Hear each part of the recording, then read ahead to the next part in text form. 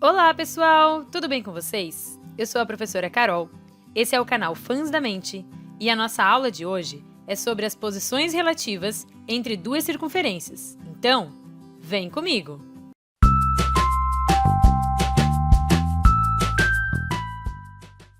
Já vimos nesse vídeo aqui quais as posições relativas entre a reta e a circunferência.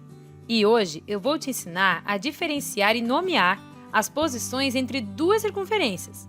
São várias, então vamos começar logo.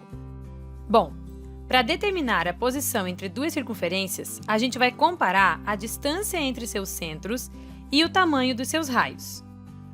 Vamos começar com as circunferências secantes. Elas levam esse nome quando se cruzam, ou seja, quando possuem dois pontos em comum.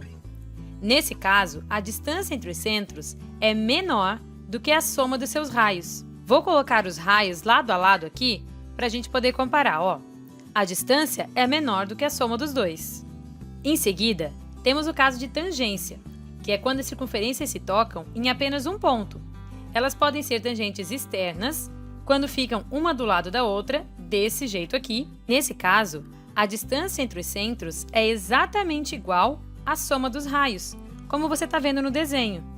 Ou elas ainda podem ser tangentes internas, quando uma fica dentro da outra, mas elas se tocam em apenas um ponto. Nesse caso, a distância entre os centros é igual à diferença entre os raios, como eu estou te mostrando aqui no desenho. Fiz um esqueminha aqui para te mostrar essa diferença e a comparação com a distância entre os centros. Outra situação possível entre as circunferências é quando elas são externas. Elas não têm nenhum ponto em comum.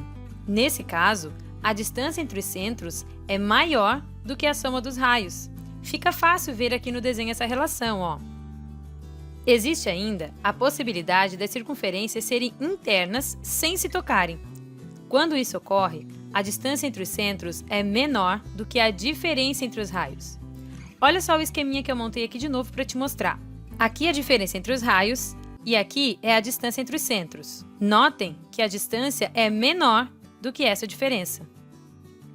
E o último caso que eu vou te mostrar hoje é quando as circunferências são concêntricas, ou seja, elas possuem o mesmo ponto de centro. Nesse caso, não há distância entre os centros, porque eles estão sobre o mesmo ponto. Bom, então, a distância é zero independentemente do tamanho dos raios. Ok, já vimos todos os casos. Então agora vamos montar aquele resumo esperto para tirar o print e anotar para não esquecer. Vamos chamar então a distância entre os centros de D e os raios das circunferências de R1 e R2.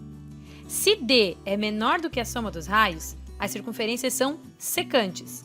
Se D é igual à soma dos raios, elas são tangentes externas.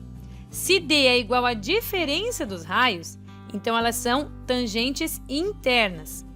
Se D é maior do que a soma dos raios, elas estão bem longe uma da outra, né? São externas. Se D é menor do que a diferença entre os raios, então elas são internas sem se tocarem. E se a distância for zero, elas têm o mesmo centro, ou seja, são concêntricas. E aí, gostou do vídeo? Então, não esquece de se inscrever no canal e clicar no gostei. Compartilha com a galera também. Ah, e segue a gente lá no Instagram, @fansdamente. Um grande beijo para vocês e até a próxima aula!